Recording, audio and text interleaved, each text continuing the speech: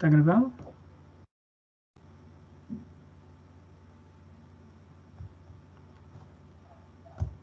Ok, então tá. Então eu queria começar... Bom, a gente tem 2 textos para discutir hoje, né? Mas eu queria começar comentando um poema do Carlos Drummond de Andrade, que vocês devem conhecer. Eu acho que é uma boa maneira assim, de introduzir esses assuntos. O poema se chama A Máquina do Mundo. Eu acredito que vocês já devem conhecer, um poema bem famoso, bem conhecido.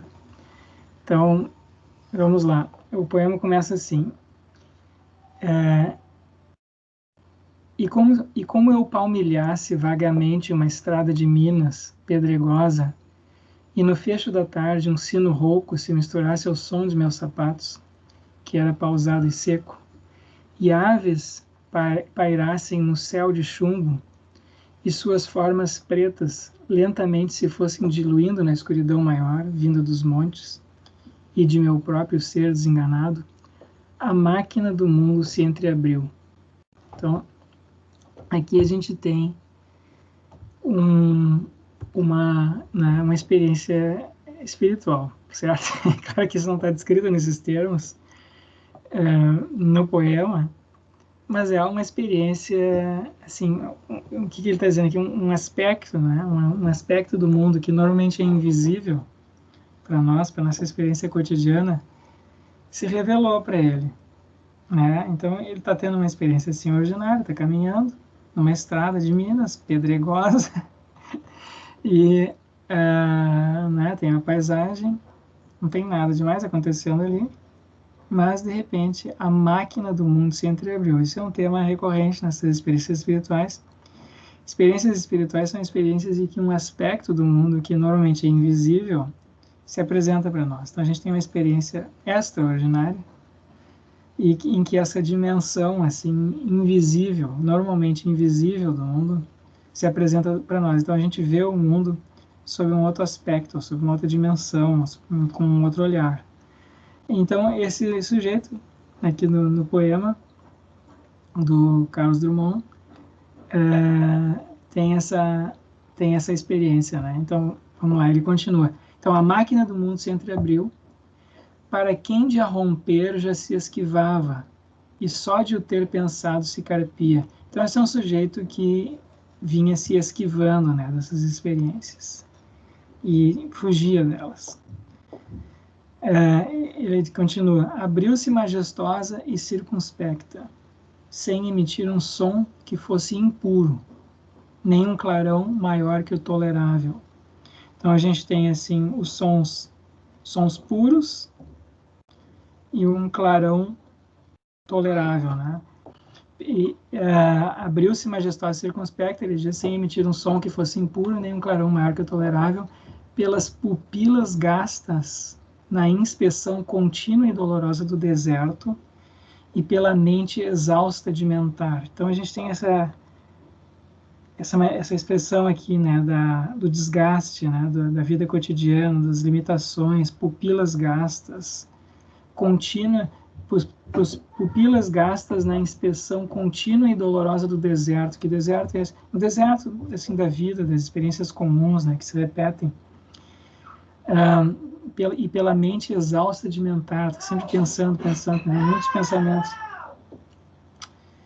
E aí ele continua: toda uma realidade que transcende a própria imagem sua debuxada no rosto do mistério, nos abismos. Abriu-se em calma pura, e convidando quantos sentidos e intuições restavam, a quem de os ter usado os já perdera, e nem desejaria recobrá-los, se em vão e para sempre repetimos os mesmos sem roteiros, tristes périplos, convidando-os a todos em corte a se aplicarem sobre o pasto inédito da natureza mítica das coisas, natureza mítica das coisas. Então aqui a gente tem o contraste entre a vida cotidiana, repetida, desértica, os pensamentos, o cansaço, né, os passos dele, que ele começa assim com aqueles passos na estrada pedregosa, e o contraste disso é a revelação de um aspecto invisível, normalmente invisível, né? A natureza mítica das coisas se revelou, a máquina do mundo se abriu. Assim me disse, embora voz alguma, ou sopro, ou eco, ou simples percussão atestasse que alguém sobre a montanha, a outro alguém, noturno e miserável, em colóquio se estava dirigindo. Então ele é como se ele tivesse, ele está dizendo aqui, é como se ele tivesse escutado uma voz, mas ninguém falou. E essa voz diz o seguinte: o que procuraste em ti ou fora de teu ser restrito, nunca se mostrou, mesmo afetando, dar-se ou se rendendo, e a cada instante mais se retraindo. Olha, repara, ausculta, essa riqueza sobrante a toda pérola, essa ciência sublime e formidável, mas hermética, essa total explicação da vida, esse nexo primeiro e singular, que nem concebe mais, pois tão esquivo se revelou ante a pesquisa ardente em que te consumiste. Vê, contempla, abre o teu peito para agasalhá-lo. Tá? Então, assim, coisas, né, coisas que normalmente a gente não vê,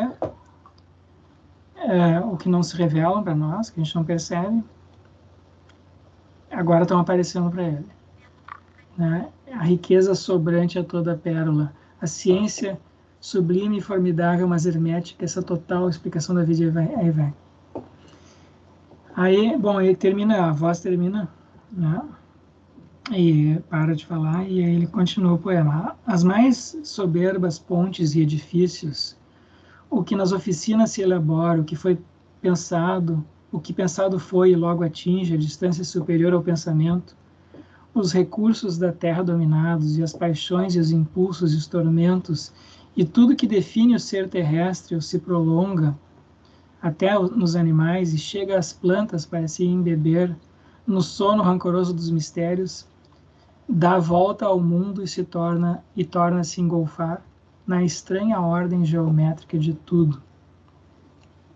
E o absurdo original e seus enigmas, as suas verdades altas, mais que tantos monumentos erguidos à verdade, e a memória dos deuses e o solene sentimento da morte, que floresce no caule da existência mais gloriosa, tudo se apresentou nesse relance, tá? Então ele teve uma visão assim de tudo, né? De todos esses aspectos assim místicos, maravilhosos, desconhecidos, mas herméticos, né? Fechados à experiência comum. Tudo se apresentou nesse relance. Ele continua: e me chamou para o seu reino augusto, afinal submetido à vista humana. Então ele teve um vislumbre desse aspecto invisível, né, do universo. Mas agora ele volta agora ao estado comum, ordinário dele. Mas como eu relutasse em responder a tal apelo assim maravilhoso, pois a fé se abrandara, e mesmo o anseio, a esperança mais mínima, esse anelo de ver desvanecida a treva espessa, que entre os raios do sol se filtra, como defuntas crenças convocadas, presto e firmemente não se produzissem, a de novo tingir a neutra face, que vou pelos caminhos demonstrando, e como se outro ser, não mais aquele habitante de mim há tantos anos, passasse a comandar a minha vontade, que já de si volúvel se cerrava semelhante a essas flores reticentes, em si mesmas, abertas e fechadas, como se um dom tardio já não for apetecível, antes despiciando, baixei os olhos, incurioso, laço, desdenhando colher a coisa oferta, que se abria gratuita a meu engenho. Tá? Ele voltou para a vida dele, normal, cotidiana. Ele teve o vislumbre, mas voltou. E não foi adiante. A treva mais estreita já pousara sobre a estrada de Minas pedregosa, e a máquina do mundo repelida se foi miudamente recompondo, enquanto eu, avaliando o que perdera, seguia vagaroso de mãos pensas. Tá, esse é o poema A Máquina do Mundo. Então, um poema, assim, muito fantástico, né? Esse poema aqui foi considerado um dos poemas mais bonitos, mais importantes aí da literatura brasileira de todos os tempos. E, de fato, né? Ele é realmente impressionante. Então, é o sujeito que tem uma experiência mística, uma experiência espiritual, pelo menos, é uma experiência de um aspecto do mundo que se revela, mas depois ele ignora aquilo, ele volta, ele não vai atrás, né? Ele não se deixa seduzir.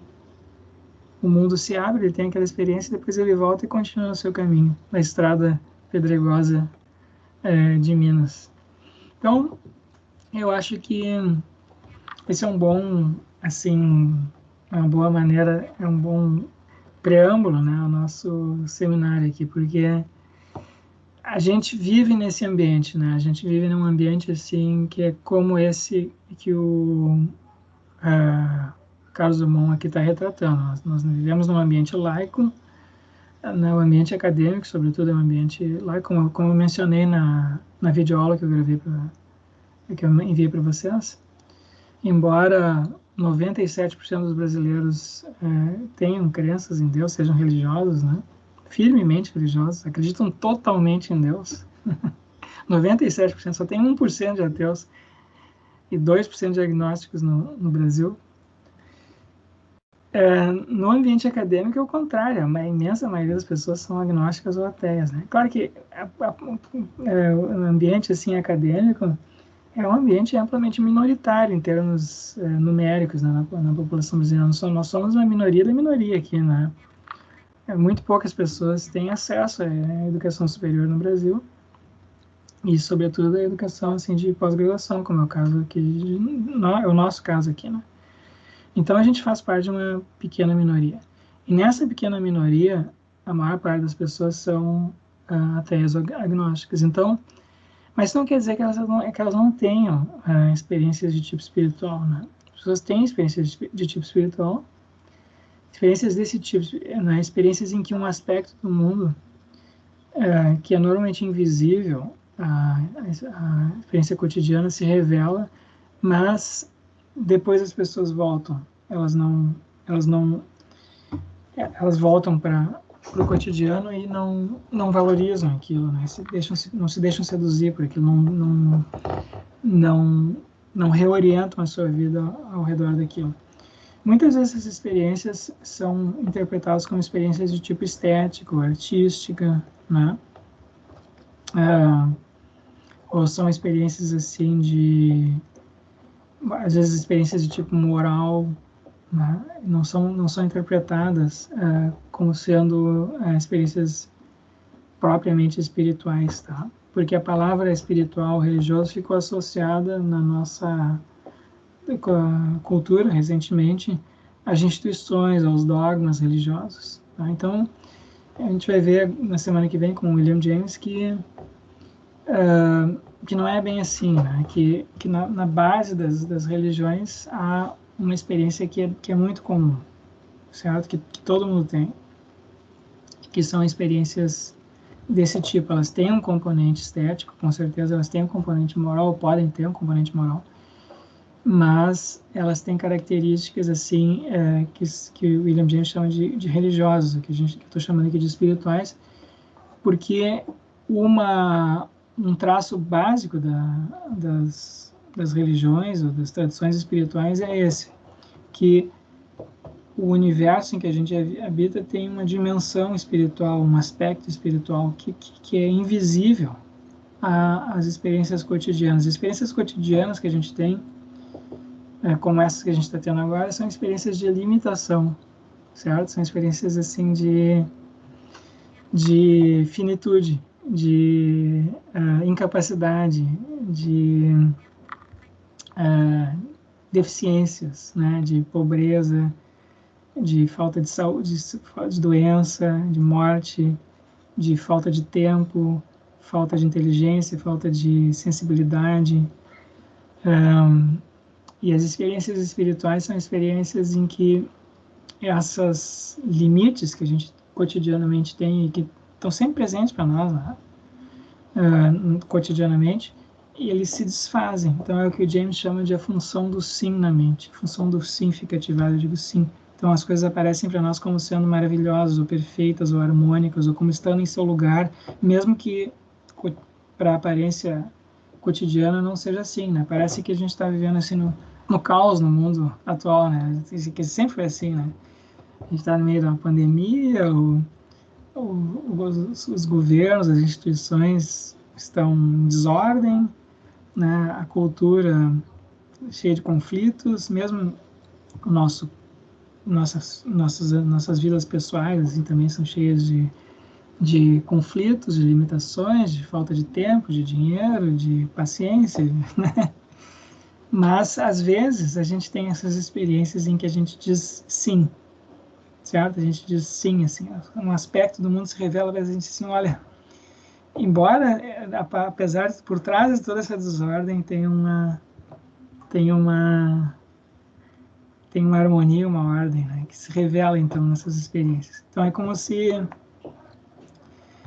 cotidianamente a gente tivesse, para usar uma metáfora de um filósofo da religião americana, Houston Smith, ele diz assim, é como se a gente estivesse olhando assim uma grande tapeçaria, sabe? Quando a gente, não sei se vocês já viram esses tapetes assim que tem desenhos muito intricados, às vezes tem nos museus, né? Aquelas peças enormes assim, ocupam uma parede inteira, estão penduradas.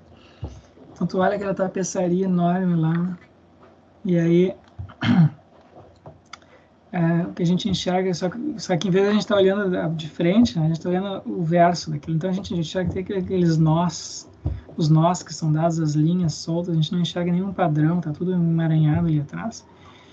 E a gente tem essa experiência como se a gente passasse para o outro lado ali, visse o padrão, né, o padrão que está do outro lado daquele emaranhado de linhas. Então, olhando a tapeçaria pelo verso, a gente não vê nenhum padrão, vê desordem, vê fios soltos, nós.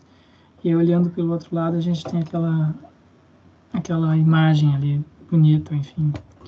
Tá? Então, a experiência espiritual religiosa é uma experiência desse tipo. Tudo bem? Até aqui? Algum comentário? Ô, Rogério, Uhum. tem um comentário.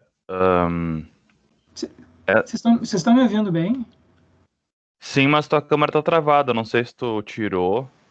Pra mim a câmera não tá travada e eu tô ouvindo bem também. Pra mim também não, tô ouvindo bem. Pra mim tá normal também. Então só pra mim. Wilson, Vinícius, tu é que tá travado aí, meu. Pelo jeito sou eu. Não, bom, me avisem, se der qualquer problema, me avisem, me interrompam, tá? Tá bom. Puta, agora até esqueci do comentário que eu ia fazer. Como é que era mesmo? Tá, lembrei. Era essa experiência religiosa que tu tá... É que eu tô pelo menos enxergando duas coisas diferentes nos teus comentários sobre descrição de experiência religiosa. É que parece que essa questão de enxergar ordem, tu enxergar tudo, que tudo vai ficar bem, alguma coisa assim, parece que são experiências mais fortes do que as que tu estava descrevendo, falando sobre quando alguém sente uma experiência religiosa através de meios artísticos. Eu não sei se tem essa distinção mesmo, que essa experiência religiosa mais corriqueira que a gente percebe através de, sei lá, assistindo um filme, vendo uma obra de arte, alguma coisa assim. Eu não sei se tem essa distinção que, para enxergar essa ordem que no final vai estar tudo certo, que no final tem tudo numa ordem, precisa de uma experiência mais forte do que simplesmente uma experiência artística, mas ainda assim religiosa também.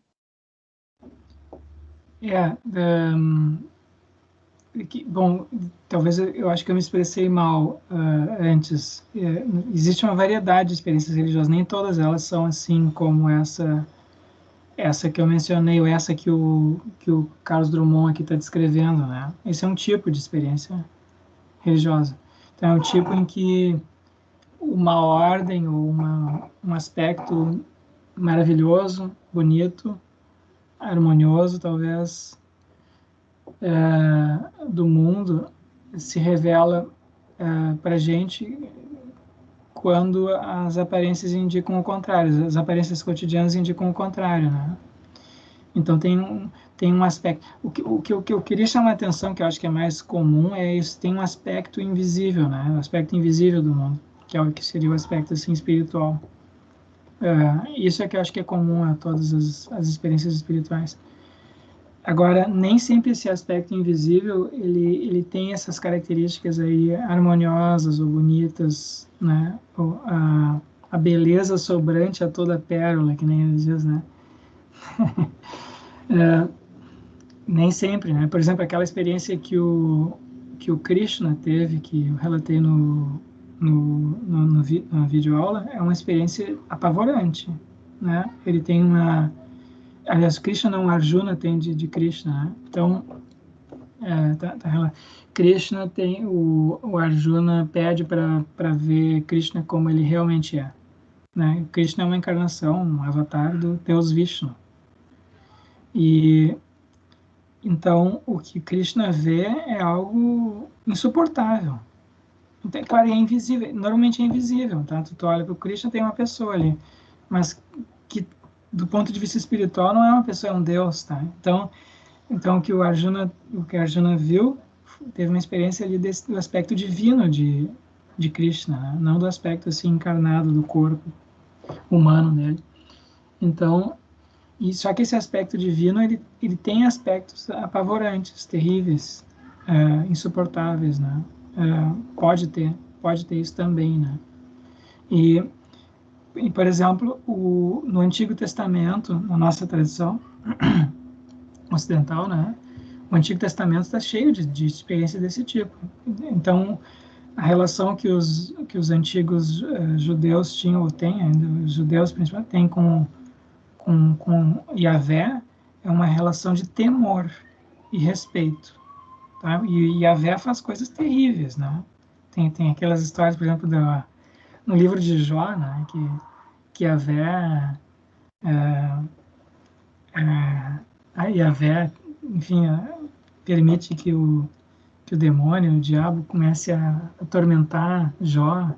Então começa a cair desgraça sobre ele, a família dele, ele perde todas as riquezas, os filhos adoecem, a família morre, todo mundo morre, no final o Jó tá todo doente, perdeu tudo. Então é uma experiência assim apavorante, né? Então nem todas as experiências espirituais são experiências assim de harmonia ou perfeição, tem algumas, mas todas elas têm esse aspecto, algo que normalmente a gente não vê, se revela, um aspecto do mundo se revela de uma outra maneira.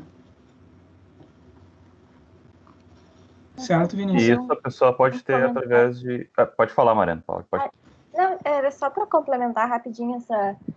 A mitologia grega também está cheia dessas narrativas, assim, de como a gente não tem quase o direito de ver um deus, assim, sem que ele se mostre, né? Tem eu acho que é Acteão que vê a Ártemis nua e ela mata ele por causa disso, assim, ele não devia ter visto, né? E Júpiter e Semele também, ela pede para ver Júpiter assim, na sua forma divina e é destruída, então é perigoso, né? Eles avisam que não é uma boa ideia. Exatamente, então tem algo assim, tem algo que é sobre-humano, né? Como se estivesse além das nossas capacidades. Então, desculpa, professor. Então, tem de certa maneira, o que tem, né, o que as tradições religiosas fazem é criar mecanismos em que isso se torna, o acesso a isso se torna assim tolerável, quer dizer, né, existe sempre o risco de tu, em acessando esse aspecto do mundo de maneira despreparada, existe o risco de tu enlouquecer ou morrer, né? Então é algo que a gente deve se aproximar com muito assim cuidado. Não é algo com relação ao que se possa brincar. Isso é o que dizem as tradições espirituais todas, né? Todas elas dizem isso, né? E deixa eu só contar uma anedota antes de passar a palavra. Tem uma passagem do livro do Yogananda, a Autobiografia de um Yogi, que eu recomendo. Eu recomendo aí, aliás, eu já falei isso para vocês. Seria muito bom se vocês todos lessem pelo menos um livro, quem não está lendo, quem nunca leu, pelo menos um livro assim que contivesse assim relatos mais aprofundados dessas experiências espirituais. E um que eu gostei, eu pessoalmente gostei muito de ler, foi esse Autobiografia de um Yogi, do Yogananda. Então ele foi um yogi assim de primeira grandeza, um místico também, né? E ele relata ali as experiências que ele teve, todas muito impressionantes. Então, no início ele relata assim que ele se interessava muito por esses assuntos espirituais e ele começou a ir atrás das pessoas que tinham santos na Índia, né? E aí ele fala de um sujeito lá que vivia isolado numa cidade, mas ele nunca saía de casa. E aí o Yogananda vai atrás, tem uma entrevista lá com ele, fala com ele, vê coisas impressionantes. E aí depois o Yogananda diz, por que tu fica aqui na tua casa? Por que tu não mostra essas coisas ou diz essas coisas para outras pessoas? E aí a resposta desse yogi santo indiano é, eu não saio de casa para proteger as pessoas, né? As pessoas não iam gostar muito de me ver, né? Então, existem muitos assim perigos, né, da pessoa desse contato direto, né, da consciência ordinária comum com essa dimensão aí extraordinária. Bom, quem é que ia falar? Era eu, professor. Tá bom, Que era só mais Tati. um exemplo, assim, desse tipo de experiência que, ao mesmo tempo em que ela é muito sensorial, ela é inacessível. No Antigo Testamento, quando Moisés recebe a iluminação dos 10 mandamentos, o rosto dele resplandece, né? Mas ele não pode aparecer para as pessoas porque elas enlouqueceriam se elas vissem o rosto dele. Então ele até cobre com um manto branco para que as pessoas vejam a luz, mas filtrada através desse manto, porque se elas vissem a luz divina diretamente, elas enlouqueceriam também. Sim. Então, e é verdade, a gente tem isso em muitos assim, rituais, muitos, né, procedimentos, cuidados assim que as pessoas precisam ter para viver isso de maneira assim saudável, né? Então, que mais? Alguém mais gostaria de falar? Não sei, Wilton e Alexandre. Eu só queria fazer um comentário, Wilton. Vamos lá. Nesses dois exemplos, né, do Arjuna, do Jó, do próprio Moisés, me parece que há o acionamento posterior, né, talvez por características deles, dessa função que o James fala, a função do sim, porque eles acabam, apesar da visão terrorífica de Krishna, o Arjuna, ele responde a pergunta inicial, né, como você falou, o que tem que ser, ele vai ter que lutar contra os primos, tios, enfim, ele sai harmônico dessa experiência. Então, mesmo no apavorante, algumas pessoas ficam aqui no apavorante e talvez seja a diferença da experiência psicótica, patológica e não patológica, né, que é uma coisa que me interessa. Mas algumas pessoas saem dela, se integram e vem a função do sim, né? O próprio Jó também, ele aparentemente parece vencer o diabo e Deus, né? Enfim, ele não é aquilo, ele aceita que aquilo é apavorante, é destruidor, mas ele está sereno, ele segue integrado. Essa função de perceber o lado bonito da tapeçaria, né? Achei muito bonita essa imagem do Smith. Só um comentário. Até é um comentário pergunta, né? Parece que há um acionamento dessa função integradora do sim. Sim, mas isso é uma coisa que a gente tinha que ver, né, Wilton? Às vezes não acontece isso, né? Tem algumas pessoas que ficam destruídas. Então tem muitos casos assim, né, de pessoas que se perdem nesse caminho religioso, né? E elas se desequilibram, ou elas confundem, né, o aspecto assim, o ego se identifica com aquilo de maneira inadequada, então a pessoa fica com delírios assim de grandeza. sim. Né? Ela fica achando que ela tem uma missão, talvez ela até tenha, mas assim, ela não consegue processar aquilo direito, né? Então a gente vê, se a gente for qualquer um de nós, eu não sei como é que tá a Rua da Praia agora, mas a Rua da Praia, antes da pandemia até, sempre foi um lugar assim que a gente encontra esses malucos, né? Então, pessoa lá dizendo que é sei lá, pregando, e, né, pregando a Bíblia, pregando isso e aquilo. E a maioria daquelas pessoas são psicóticas. Não sei se vocês sabem do que eu estou falando, não? Sim. Sim, mas faz tempo que eu não vejo, eu acho. Sim. Né? Faz tempo que ninguém... Não é na Rua da Praia, só tem uma aqui perto de casa também. Eu conheço desde a época da residência. Então, são pessoas assim que tu vê que elas provavelmente elas tiveram experiências espirituais, né? Mas elas não conseguiram integrar aquilo da personalidade comum, né? Então, as coisas ficaram todas embaralhadas. E então pode acontecer as duas coisas, né? A gente pode ter uma experiência espiritual que leva a uma reorientação da vida, uma reintegração. E a gente pode ter uma experiência espiritual que não consegue depois ser integrada e causa um distúrbio, né? Mas, de qualquer maneira, a gente tem que... Vamos ver isso depois, né? Quais são os traços, assim, características de cada uma dessas experiências. Alexandre, quer comentar alguma coisa? Não, tranquilo, Rogério, contemplado. Tá bom. Ô, Rogério, pode fazer mais uma pergunta, mais um comentário? Claro, fica em seminário, é assim, vamos lá. Essas experiências religiosas, alguma, como tu disse, tem uma variedade, né? Alguma delas podem ser negativas? Sim, claro. Por exemplo, eu estava pensando em possessões demoníacas. Sim, com certeza. Seria um caso de experiência religiosa, só que negativa. Sim, tem muitas que são negativas. Tem muitos casos desses, né? Ou até as mais corriqueiras, digamos, né? Que tem esses graus, né? Sim, eu acho que sim, elas a gente, eu não sei, eu confesso que conheço pouco assim sobre essas mais corriqueiras que seriam negativas, mas aquelas mais assim intensas, sim, tem muitos relatos disso. Não sei se vocês, eu não sei, para quem tem Netflix aí tem um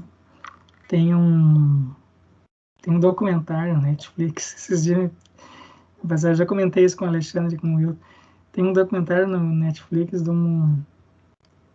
que foi feito pelo sujeito que fez aquele filme. Como é que é o nome daquele filme? O filme de uma pessoa que fica possuída pelo demônio. Como é que é o nome daquele filme? Tem um monte assim, Rogério. Não, o mais famoso de todos. O Exorcista. O Exorcista, exatamente. O Exorcista. O Exorcista, tá. Leva esse filme. Bom, o sujeito que fez esse filme, ele leu uma história no jornal uma vez, um caso de possessão, e aí ele resolveu fazer um filme sobre isso, tá? Então ele fez o filme, mas ele próprio nunca tinha tido uma experiência disso. Aí agora, recentemente, ele ficou sabendo do exorcista de Roma, da cidade de Roma. Em Roma, em toda paróquia assim, tem um exorcista, tem alguém que é designado. Em Roma tinha um famoso, faleceu há pouco tempo, mas o diretor do filme Exorcista foi lá fazer um documentário com um exorcista de verdade, tá? E aí ele deu a sorte do exorcista estar fazendo exorcismo lá de um caso de uma mulher que estava possuída pelo demônio, né? E aí ele filmou isso. Então, se vocês quiserem ver, é meio apavorante, tá? Mas quem tiver curiosidade pode ver. Aí tem um caso de uma experiência claramente religiosa, espiritual, que é algo assim completamente incomum, tá? Tem alguma coisa acontecendo ali que não é... que é muito extraordinário, né? E é difícil de explicar em termos assim puramente psicológicos ou psiquiátricos. Tem um elemento ali que me parece tipicamente assim, espiritual religioso. Então, quem quiser dar uma olhada, tem esse filme esse documentário na Netflix que é interessante, é um caso desse tipo, né? Mas não é bom ficar olhando muito para aquilo, porque sempre é bem... Gente, tá bom. Bom, o que mais? Só só mais um comentário, Rogério. Uhum. Eu acho que sempre tem um aspecto negativo, né? Assustador, para o indivíduo que tem a experiência. Mesmo que depois ele vá integrar, né? Então, a pessoa que integra parece que sai da vivência ordinária de uma experiência religiosa e integra, né? Então, mas é sempre assustador.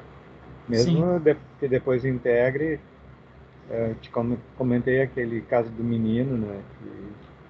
Que a mãe, volta e meia, entra em contato comigo, sempre foi muito assustador, né? O menino...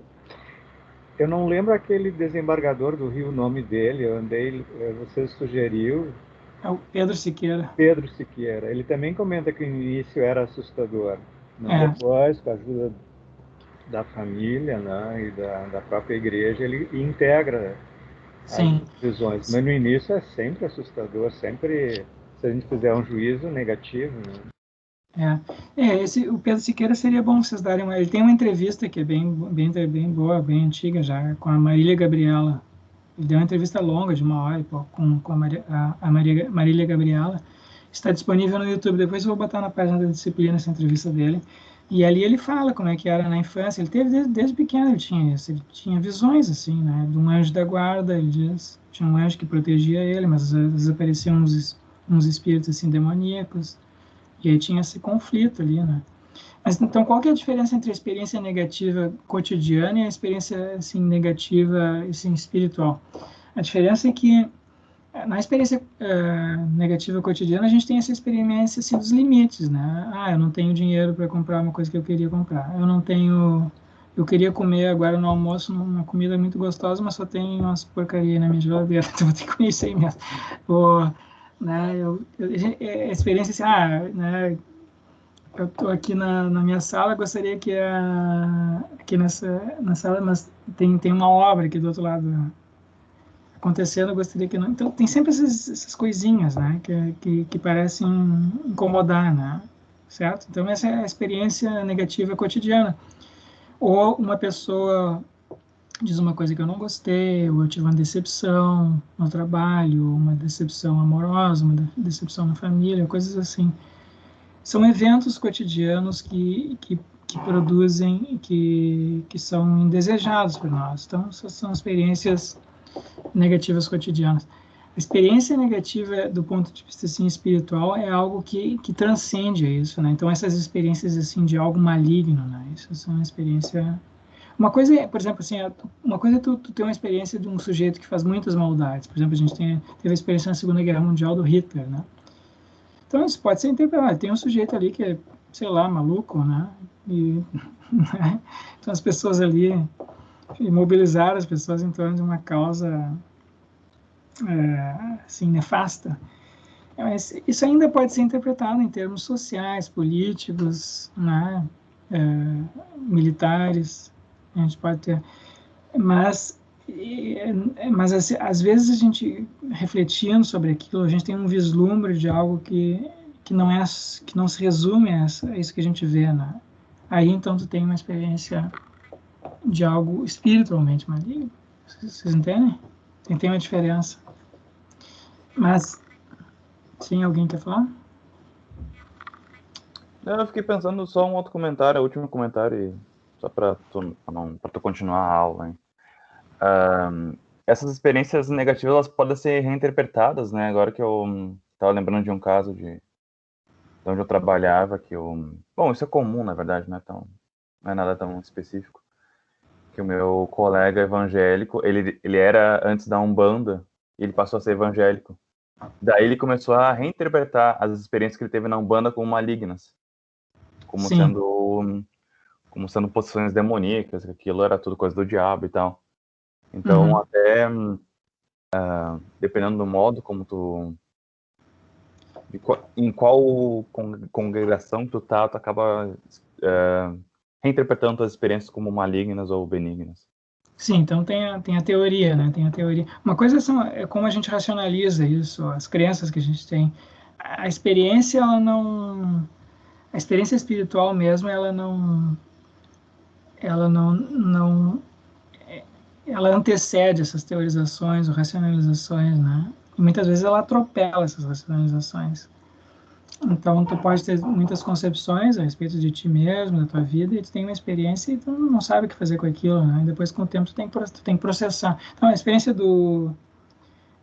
de Paulo de Tarso, ali, que eu relatei no vídeo, é uma experiência desse tipo. Então, Paulo de Tarso era um judeu, ele estava realmente perseguindo os cristãos, né? Já tinha condenado vários ali ao apedrejamento, e ele estava indo a Damasco para pegar mais alguns, prender mais alguns. Então, a experiência que ele teve contradisse as crenças dele, né? E ele passou um bom tempo depois processando, refazendo as crenças. Então, as crenças cotidianas estão no nível assim, esse da experiência cotidiana. E essas experiências espirituais são difíceis. Elas apresentam alguma coisa para nós, mas a gente não... Enfim, a gente não, é como um sonho, assim, tu não sabe bem o que pensar daquilo, né? O que dizer. Então, elas são difíceis de conceitualizar, né? Então nesse sentido, assim, elas são únicas, né? E com conceitos a gente faz generalizações, é tudo esse tipo, daquele tipo. Mas a experiência espiritual é sempre única, singular, né? Que nem a experiência artística, é sempre única, singular. Então, tu pode ter categorias estéticas, né? Mas assim, a experiência estética é sempre singular. E difícil de conceitualizar ou categorizar. Assim, de certa maneira, a categorização, a contextualização sempre já distorce, né, a experiência. Então tá, vamos adiante. Eu tinha passado 2 textos para vocês e eu queria começar com o do Agnaldo Portugal. Agnaldo Portugal é um dos principais assim, especialistas em filosofia da religião no Brasil hoje, tá? Ele é professor da UNB e ele foi, acho que, fundador da Associação Brasileira de Filosofia da Religião, tem vários artigos assim, escritos sobre isso, e ele é um filósofo analítico, então ele faz o texto que vocês leram aí é típico, né, do estilo dele de filosofia. Mas eu quis começar com esse texto para mostrar assim né, o que seria, o que é um tipo de abordagem, né, que é possível, né, que é essa a abordagem, digamos assim, da discussão das experiências religiosas, da função que as experiências religiosas podem ter na justificação das crenças religiosas. Então a gente está nesse nível assim, né, que a gente tem um fato, que é o fato de que as pessoas têm experiências religiosas, e quais são as consequências disso, né, para a nossa filosofia da religião, o que a gente pode pensar sobre isso. Tá? Então a gente está de volta agora no domínio da experiência comum, dos pensamentos, a reflexão consciente.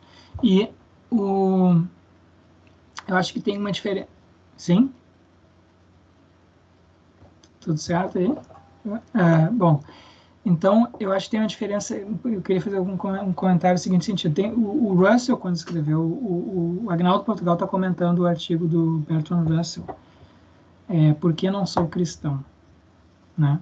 E o Bertrand Russell escreveu o artigo dele foi publicado pelo menos em 1927, então há quase 100 anos. E é interessante, eu acho interessante, né, que o Bertrand Russell tenha sentido a necessidade de justificar isso, né? Ele se viu, então, ele poderia ter simplesmente sido um ateu que não escreveu nada sobre isso, né? A maior parte dos professores de filosofia hoje em dia são ateus, mas nunca escreveram um artigo justificando seu ateísmo.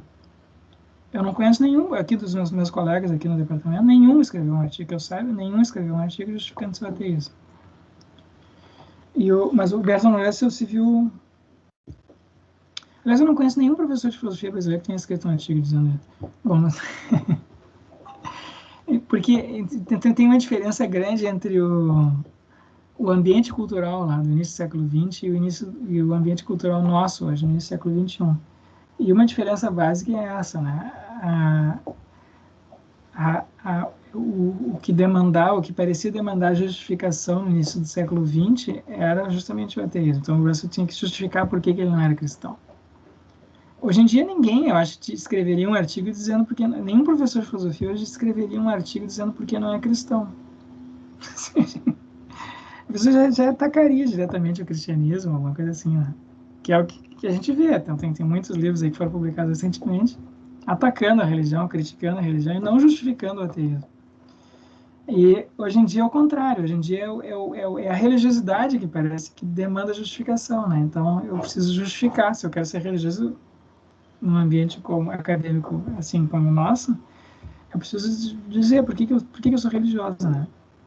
Então a gente tem esses textos aí que o Agnaldo cita, do Swinburne, do Plantinga, tem aquele livro que eu coloquei na bibliografia do Alston, que são livros que justificam a crença religiosa com base em experiências espirituais.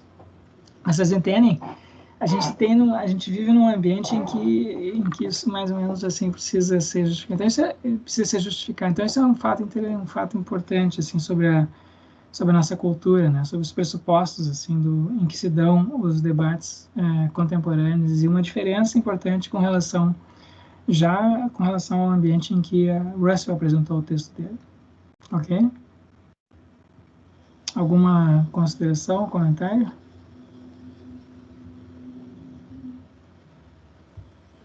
Nada por mim. Não. Peraí, a Mariana tinha escrevido alguma coisa? Peraí, a gravação parou? Não, tá certo. Aqui para mim não. Tá. Continua. Tá legal. Bom, então esse é o primeiro elemento, assim, né? Eu acho que ser levado em consideração. O segundo é que o texto do Agnaldo Portugal relata mudanças que aconteceram na discussão sobre o assunto, né? Então, o Russell, na verdade, ele não apresentou, ele põe em dúvida ali os argumentos tradicionais usados para justificar a crença em Deus. Então, tem aqueles argumentos ontológicos, argumentos cosmológicos, argumentos morais. Então, o Russell vai criticando um a um. E o que o Agnaldo Portugal fez foi dizer, olha, o debate evoluiu depois disso, né? E uma boa parte das defesas mais recentes das crenças religiosas são justamente baseadas em experiências espirituais, portanto, não são diretamente objeto da análise do Russell, né? Então a discussão evoluiu, tá? Evoluiu de tal modo que os argumentos do Russell se tornaram insuficientes, né? Então a gente precisa de novos argumentos. Quem quiser sustentar o ateísmo, claro que existem esses novos argumentos de maneira sofisticada. Talvez o livro mais importante sobre isso seja o do John Mackey, que é que se chama O Milagre do Teísmo. Esse é talvez o melhor livro em defesa do ateísmo que existe aí contemporaneamente, tá? O Milagre do Teísmo, escrito por John Mackey. E a discussão filosófica principal aconteceu entre o John Mackey e o Richard Swinburne, o Plantinga, o Alston, ok? Então a gente está no domínio da discussão sobre o que podemos justificar, podemos racionalmente justificar a crença em Deus, dado que há essas experiências. Tem uma outra discussão que aconteceu paralela a essa, que foi a discussão sobre que aconteceu agora mais recentemente com os chamados novos ateus, né? Então Richard Dawkins, Hitchens, Sam Harris.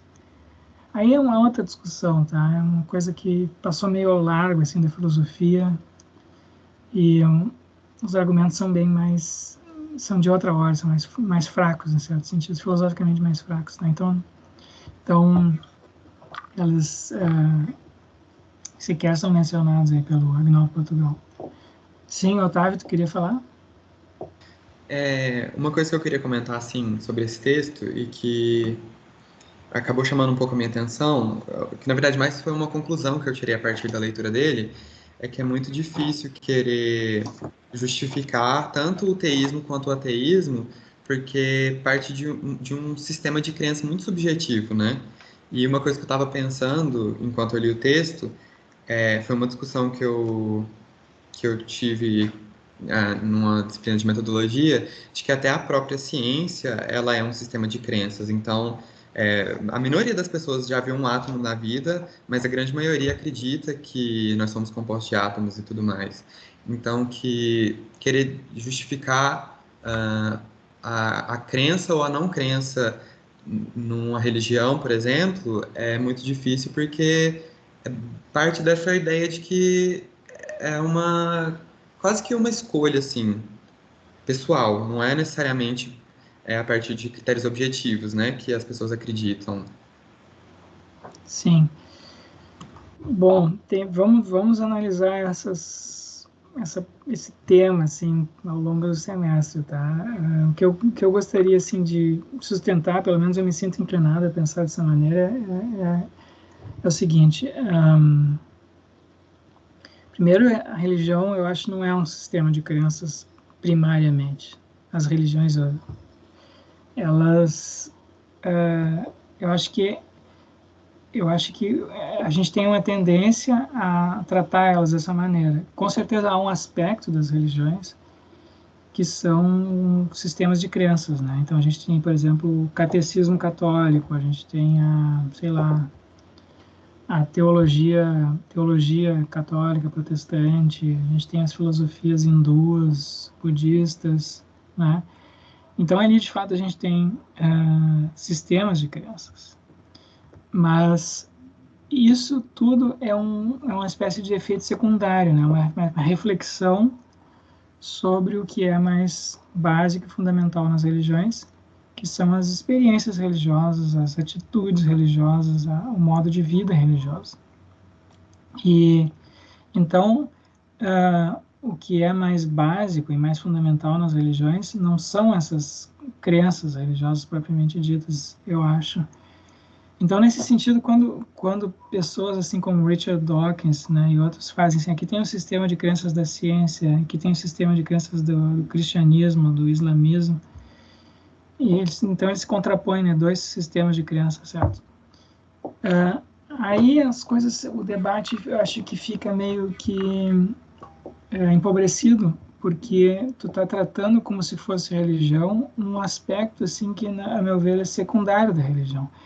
Ele só não é secundário, esse aspecto da religião, para os fundamentalistas, tá? Os fundamentalistas cristãos, muçulmanos, enfim, hindus, eles tendem a dar muita ênfase às crenças religiosas, né? Então, os fundamentalistas, por exemplo, fazem uma leitura literal da Bíblia, ou fazem uma leitura literal dos textos hindus ou islâmicos. Então, isso aqui é uma verdade absoluta revelada por Deus, alguma coisa assim, né? Aí tu tem uma contraposição de sistemas de crenças, de fato, certo? Mas a maior parte das pessoas que são religiosas não são fundamentalistas, quer dizer, isso é um fenômeno muito, muito restrito, né, dentro das religiões, certo? São pouquíssimas pessoas que têm essas... É claro que os efeitos dessas crenças, assim, os efeitos políticos, sociais, são horríveis, né? Mas eles são, do ponto de vista assim, sociológico, social, espiritual, muito assim secundários. Então, eu acho que a contraposição entre um sistema de crenças, assim, ou teorias científicas, e de outro lado teorias ou sistemas de crenças religiosos é uma contraposição forçada, porque são fenômenos de tipos diferentes, tá? Na minha opinião. Então, eu acho que, bom, quem é que o Otávio quer falar?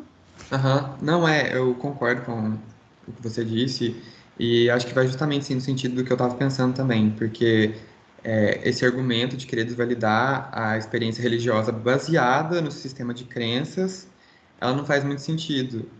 Não vale a pena fazer essa discussão necessariamente, né? Seria muito mais interessante partir da parte da experiência religiosa, porque o sistema de crenças, assim, é muito mais subjetivo.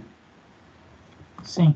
Bom, o sistema de crenças pode ser subjetivo, mas a justificação, né, que se pretende dar a eles pode ser objetiva, né, como no caso da ciência, às vezes na religião também. Então, essas pessoas aqui que o Agnaldo cita, o Swinburne, o Plantinga, o Alston, eles pretendem justificar objetivamente a crença religiosa com base em experiências religiosas. Então, tem uma experiência e tu justifica racionalmente a crença em Deus, objetivamente, né? Então, tem essa discussão, assim, né? Nós vamos depois ver isso mais no final do semestre, voltar a esse assunto mais depois no final do semestre. Mas tem uma segunda coisa que eu queria mencionar aqui, é o seguinte: existe uma espécie de concepção que é quase dominante na nossa cultura e sobretudo na nossa tradição filosófica, e que foi herdada do iluminismo, que é a tese ou a ideia segundo a qual as nossas afirmações ou as nossas crenças, elas podem ou devem poder ser, todas elas, justificadas, certo? Racionalmente justificadas. Então,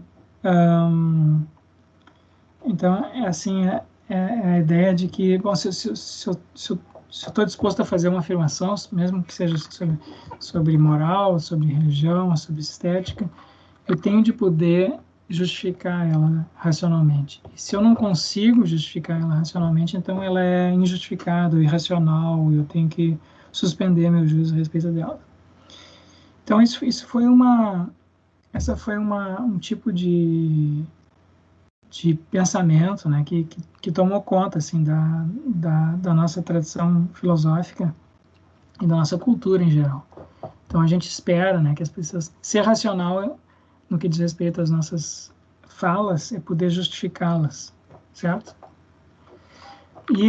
Só que essa espécie de pressuposto de racionalidade, quando generalizado, ele se torna muito difícil de ser sustentado, né? Porque a gente não tem como justificar todas as nossas afirmações, porque para justificar uma afirmação, tu precisa de outras afirmações, né? Então, tu teria que justificar uma em relação uma em relação às outras. Então, tu teria que encontrar uma maneira, assim, de justificar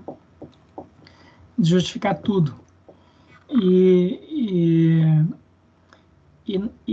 do ponto de vista psicológico, isso não é muito difícil, é uma espécie de idealização, né? De fato, a gente não faz isso e é meio assim fantasioso achar que a gente algum dia conseguiria fazer algo desse tipo. Então, o que de fato acontece é que a gente tem assim uma espécie de moldura, né? A gente tem um conjunto de crenças que a gente assume sem justificação, e com as quais a gente trabalha. Crenças que nós herdamos ou que nos foram ensinadas, né, pelos nossos professores, ou que, enfim, parecem prima facie assim plausíveis e que a gente nunca investiga e a gente continua com elas.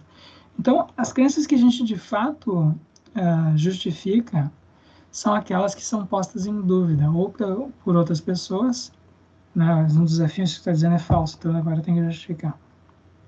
Ou a gente tem uma experiência, né, que nos leva a questionar aquela crença que a gente tinha antes, tá? Então, são só essa, é um conjunto bem limitado de crenças que a gente, de fato, submete ao escrutínio, assim, racional, né, e científico. Um conjunto bem limitado as nossas crenças. E para as demais, elas funcionam assim como uma espécie de moldura dentro da qual as demais crenças são afirmadas ou rejeitadas ou postas em dúvida, né? E do ponto de vista assim religioso, né, esse pano de fundo assim de crenças, de atitude, de sentimento, de uma certa maneira de perceber as coisas, funciona, né, como uma espécie de pano de fundo religioso, né, dentro do qual a gente age, trabalha, pensa, sente. Então tem sempre esse pano de fundo que não é posto em questão pelas nossas investigações assim, racionais, tá? Então, para muitas, em geral, as crenças, as experiências espirituais fornecem assim essa espécie de pano de fundo difuso que não é propriamente investigado, às vezes nem tem como ser investigado adequadamente. A gente sabe que tem algo ali, né? A gente tem experiência disso, mas a gente não sabe direito descrever o que é, como é que é, então a gente vai aos poucos tateando e ajustando, né, nossas crenças, tendo em vista isso que a gente experimentou. Tá? Eu não estou muito satisfeito assim, com essa maneira de colocar as coisas agora, mas eu acho que no decorrer do semestre eu espero poder dizer isso de maneira mais clara. Sim, Mariana? Eu anotei aqui para comentar que eu me lembrei lendo esse texto de uma coisa que eu tinha lido antes do Cassirer, que fala sobre a ciência, a religião, a arte, ou outras. Ele descreve essas coisas, digamos, como formas simbólicas, que são estruturas de compreensão, né, da realidade. São, tipo, digamos, se eu entendi bem, porque eu sou, assim, na filosofia eu sou completamente diletante, né? Mas se eu entendi bem, é uma espécie de mediação entre o sujeito e o objeto. E aí, se tu usa uma dessas estruturas de pensamento, tu vai enxergar várias coisas, mas vai deixar de enxergar várias outras, né? Então a gente teria que ser capaz de operar várias delas. E eu acho que eu acho meio engraçado, ingênuo, né? Tu usar um desses modelos para interpretar toda a realidade como se ele desse conta, né? Então o modelo científico não dá conta desses fenômenos religiosos e nem o contrário, né? E o importante seria ter os dois. Sim, a gente pode ter... Quer dizer, a gente pode investigar esses fenômenos religiosos do ponto de vista científico também, né? Isso, a gente vai ver que tem gente fazendo isso, né? O próprio William James fez isso. Quer dizer, a gente pode interpretar, ver o que está acontecendo no cérebro dessas pessoas, no corpo dessas pessoas, no comportamento delas. Então a gente pode, de fato, elaborar teoria científica sobre isso. Mas não a parte metafísica da coisa, digamos. Por que não? Que não é observável. Eu não sei se a ciência dá conta desses fenômenos que não são... Não, eu não acho que isso seja um impedimento, porque a maior parte do que a ciência investiga não é observável. Bom. Por exemplo, a ciência investiga buracos negros, que não são diretamente observáveis. A ciência investiga partículas subatômicas, sei lá, quarks, muons, nada disso é observável. Uhum. Isso é tudo postulado para explicar o que a gente de fato observa. Então, o fato de que algo não... Por exemplo, a gente tem hipóteses sobre dinossauros, mas ninguém jamais viu um dinossauro, né? Dinossauros não são observáveis. A gente tem os indícios de que existiram no passado aqui dinossauros. Então a gente infere que existiram dinossauros, mas ninguém jamais viu um dinossauro. Os dinossauros foram extintos, segundo dizem os paleontólogos, há 65 milhões de anos. E seres humanos só surgiram, o Homo sapiens, né, há menos de 2 milhões de anos. Então, nenhum ser humano viu um dinossauro. No entanto, a gente afirma... Então, com certeza, a gente tem teorias sobre a origem do universo, né, sobre o Big Bang. Isso não é observável. A gente infere que aconteceu um Big Bang há quantos bilhões de anos? 13 bilhões de anos. Então, né, o fato de algo não ser observável não é nenhum problema. Os psiquiatras têm teorias sobre o inconsciente, né? O inconsciente não é diretamente observável, ou é? Então, eu não acho que isso seja um impedimento assim, para a ciência, né? Talvez se aplique mais enfim, essa questão das crenças mais concretas, então, que digamos, é uma descrição simbólica dos fenômenos ou das experiências, e se a ciência olha para isso literalmente, né, como talvez fizesse também um fundamentalista religioso, né, parece que é o ponto de vista errado sobre a coisa. Sim. Bom, eu penso o seguinte, olha, houve um período aí que... Deixa eu só fazer uma observação, assim, para tu entender de onde eu estou vindo, né, quando eu estou falando essas coisas, tá? Porque com certeza tem houve uma discussão grande no século XX sobre, né, justamente que usavam essa expressão que tu está usando agora, se a ciência dá conta ou não dá conta desse tipo de fenômeno. da moral, da estética, da religião, né? Com a ciência descreveria relações assim, relações causais, relações, enfim, entre objetos, corpos, né? E ela seria puramente descritiva, e a moral seria prescritiva, a estética seria avaliativa, a religião trataria do significado da nossa vida, dos sentidos da vida. E a ciência não fala dessas coisas, né? A ciência não fala do sentido da vida, a ciência não fala do que a gente deve fazer, nem a ciência diz se uma obra de arte é bonita ou feia.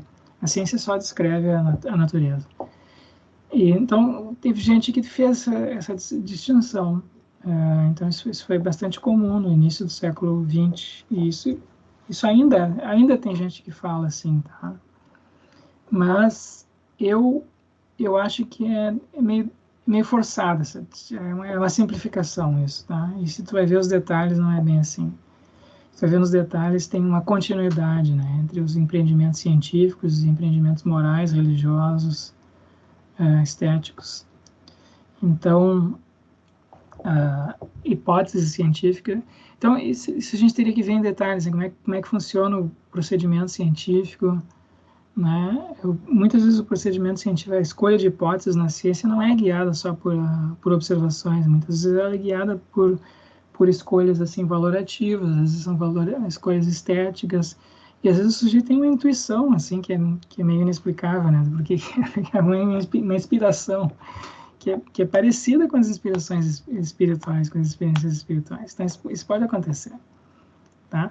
Então isso de um lado. Então, a escolha de hipóteses descritivas da natureza muitas vezes é guiada por critérios ou por fatores que não são eles próprios observacionais ou descritivos, mas são valorativos ou intuitivos.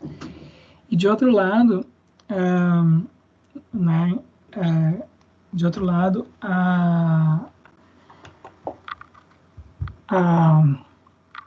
o tipo de descrição que a gente faz do mundo, de certa maneira, molda, digamos assim, o tipo de, uma vez aceitos ou incorporados na nossa maneira de ver, eles moldam, assim, o tipo de moralidade, o tipo de, ou pelo menos influenciam, né, o tipo de moralidade, o tipo de metafísica que a gente tem, o tipo de religiosidade que a gente tem. Então tem uma via de mão dupla aí. Então, se a gente for ver os fenômenos,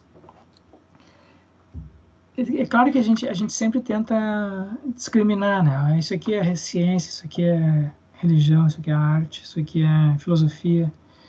Mas essas discriminações, elas são meio burocráticas, entende? Elas são importantes, assim, se tu quiser catalogar livros numa biblioteca, então tu precisa ter estantes, né? Tu não vai botar os livros todos por ordem alfabética, porque aí os livros vão ficar tudo misturado e vai ficar mais difícil de achar os livros, né? Fica mais fácil se tu botar os livros de filosofia, se tiver uma estante de filosofia, outra de história, outra de matemática, outra de física, vai ficar mais fácil de achar os livros dessa maneira.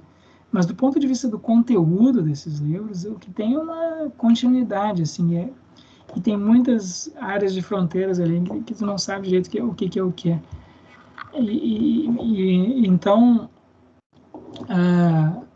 Então, por exemplo, a ciência não dá conta do sentido da vida.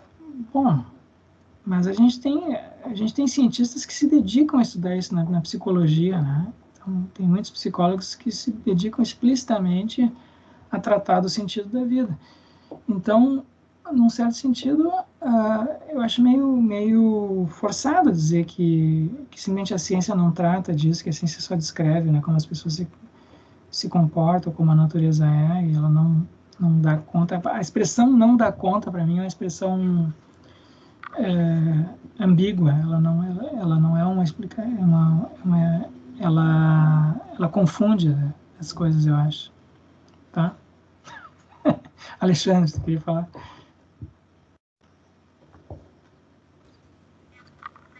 Rogério, só citar uma questão aqui que me pareceu importante no texto, eu não sei se ela também ilustra um pouco o que tu estavas falando antes, né? Na página 12, o Agnaldo traz essa crítica do Swinburne, a respeito do reducionismo materialista, né? Que ele diz, bom, ao fim e ao cabo, o reducionismo materialista, ele não consegue explicar a questão, por exemplo, da autoria ou do livre-arbítrio, que foi uma questão, acho, né, importante, assim, de que a gente sempre acaba precisando de uma explicação que dê conta do elemento pessoal em face do contingente, porque se fosse assim, o próprio livro do Russell não poderia ter sido escrito ou seria explicado simplesmente por partículas físicas e por contingências da natureza e a própria autoralidade do...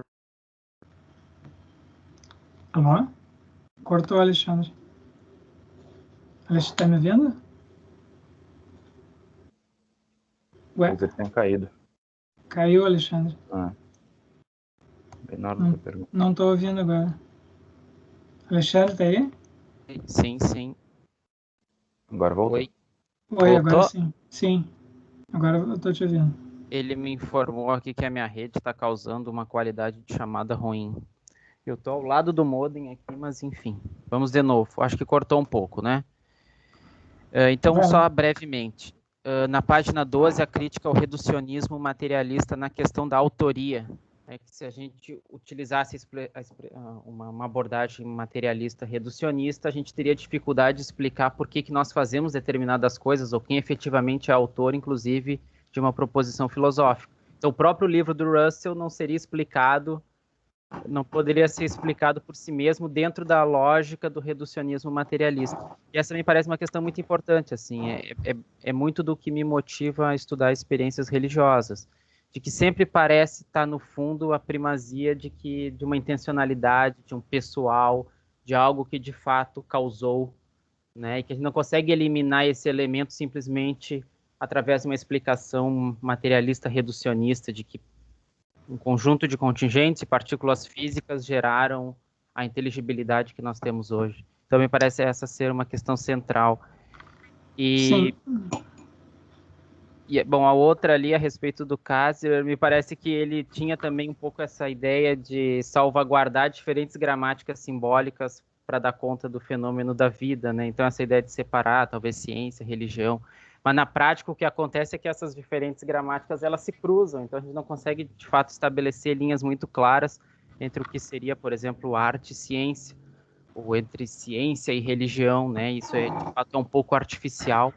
Quando a gente começa a ver como, de fato, a ciência é realizada, como, de fato, a arte é realizada, parece que essas diferentes formas de explicação, elas se cruzam e tu não consegue achar uma essencialidade para cada uma dessas áreas, né?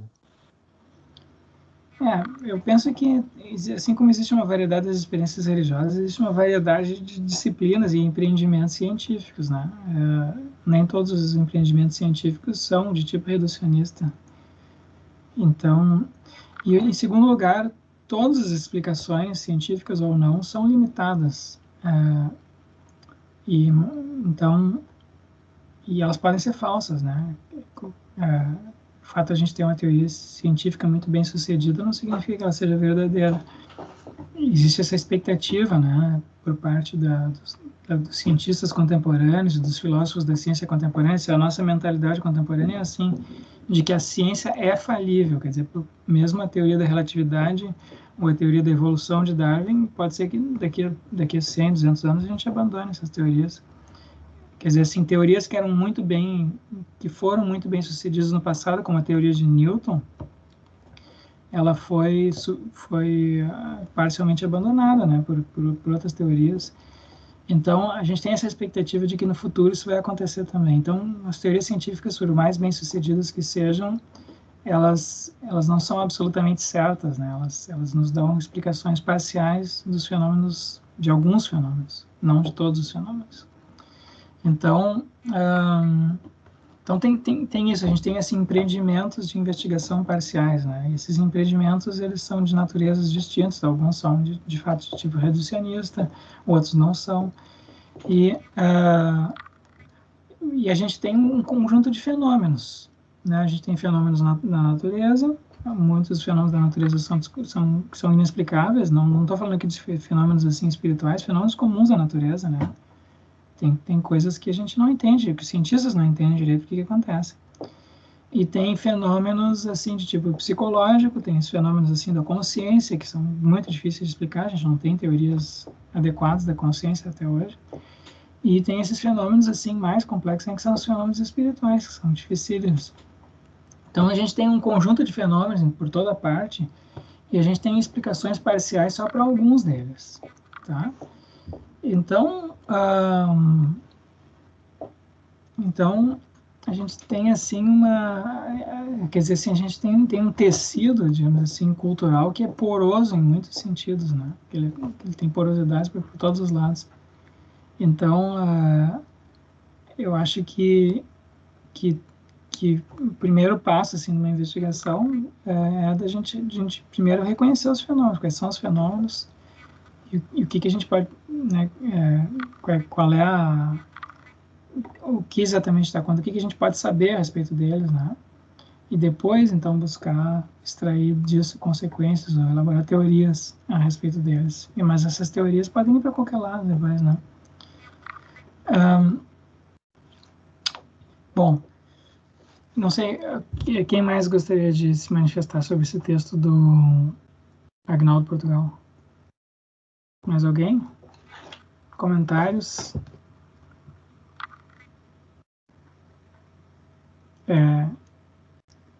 Wilton, Vinícius, Marcelo. Desculpa, Marcelo, tu entraste, eu te cumprimentei. Eu que peço desculpa, professor. Eu fui acessar pela primeira vez o Teams, ainda tive que me situar um pouco no programa, mas estou adorando. Obrigado, viu, pela acolhida. Obrigado a todos. Então vamos lá, fique à vontade, tá, Marcelo, para falar quando quiser. Alguém mais gostaria de falar sobre o texto do Agnaldo? Bom, tem uma. Deixa eu ver o que mais que eu tinha notado aqui. Sim, o que eu queria deixar anotado aqui para a gente voltar mais adiante é isso, que a gente pode ter, né? A gente pode ter crenças sem razões, que a gente tem essa tendência a buscar justificação para as crenças que a gente tem, mas a gente pode também ter crenças sem razões, e eu gostaria de sustentar que a maior parte das crenças que a gente de fato tem não são justificadas, né? A gente simplesmente as adota e elas funcionam como uma espécie de moldura dentro da qual a gente trabalha. E da mesma maneira, as experiências espirituais fornecem uma espécie assim de moldura, né? Assim como o corpo da gente funciona como uma espécie de moldura, né? A gente se ajusta, a gente vive com o corpo que tem, né? Então tem coisas que a gente consegue fazer, outras coisas que a gente não consegue fazer. Tem coisas que a gente experimenta com o corpo, outras que a gente não experimenta, não consegue. Então tem limites assim, né? De possibilidades e limites que o corpo nos traz, né, perceptuais, limites assim temporais, e tem algumas experiências que a gente tem com o corpo que a gente não teria se a gente não tivesse o corpo que tem. Então isso funciona como uma espécie assim de moldura e a gente vai ajustando as nossas crenças a isso, certo? Sem necessariamente justificá-las, a gente simplesmente vai ajustando automaticamente as coisas, as ideias. Por exemplo, eu olho aqui para minha frente, tem uma caneta na minha mão, então eu tenho a crença agora de ter uma caneta, mas isso não é o que eu justifique, né? Ninguém precisa justificar isso. Tem um filme, não sei se vocês viram aquele filme antigo já, 7 anos no Tibete. É um alpinista austríaco que vai parar no Tibete e fica 7 anos lá. E aí tem uma série de acontecimentos, é bem interessante esse filme. Mas tem uma cena em que, bom, o Tibete naquela época, isso no início do século XX, o Tibete estava completamente isolado do mundo, né? E eles não aceitavam visitantes, enfim, as fronteiras estavam fechadas. E aí esses alpinistas austríacos aparecem lá, eles estão perdidos, eles, enfim, são acolhidos. E aí tem uma discussão no governo do Tibete sobre se eles deviam ou não ajudar os alpinistas. E esses que estavam ali tinham sido recolhidos, enfim, que estavam passando fome, passando mal, passando frio. E um dos membros lá do governo diz o seguinte: Aí alguém questiona, por que que a gente deveria ajudar essas pessoas, né? E aí um outro responde o seguinte, ó, responde da seguinte maneira, não é, mas é preciso ter uma razão para ajudar alguém que precisa de ajuda? É preciso uma razão para ajudar alguém que está em precisando? Então, eu acho que essa é uma ideia importante, né? Nem sempre a gente precisa de uma razão, né? Para fazer alguma coisa ou para ter uma crença, certo? A ideia de que todas as nossas crenças ou todas as nossas ações precisam de uma justificação positiva, ela, quando generalizada, ela gera absurdos, tá? Às vezes, a mera percepção de um fenômeno sob uma certa moldura já nos leva a uma ação, já produz na gente uma crença. Entende o que eu quero dizer?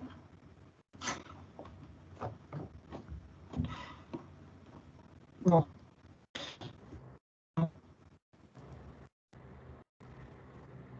Sim. Travou para mais alguém ou só para mim?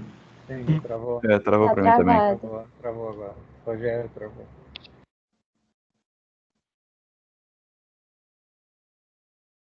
Inclusive, tá um frame muito engraçado. Sim. Continua travado? Voltou agora, professor. Voltou. Ah, tá. Eu acabei de ter uma experiência espiritual aqui maravilhosa, estava falando umas coisas impressionantes.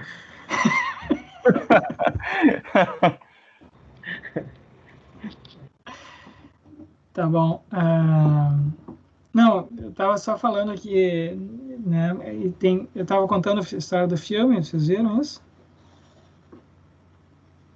História do Sim. filme? Deu para escutar bastante Sim, parte, professor, quando você falou que não precisava de uma razão para ajudar uma pessoa em necessidade, até essa parte mais ou menos, aí você trouxe de volta para o texto. Então, eu acho que né, tem uma prioridade aqui, né? Primeiro a gente tem crenças, a gente tem experiências, né? E só depois a gente tem as justificações para algumas dessas experiências ou algumas crenças. A maior parte das experiências que a gente tem, elas simplesmente acontecem conosco e a gente continua vivendo a vida que a gente tem, mas elas acabam impondo uma espécie assim de moldura dentro da qual a gente vai elaborando assim um conjunto de atitudes, sensibilidades, predisposições e às vezes crenças também, tá? Mas não é o contrário, né? Não é primeiro a gente tem a crença justificada e depois e com base nisso a gente ancora as demais crenças. Não é assim que funciona. A maior parte das nossas crenças não estão ancoradas em nenhuma justificação.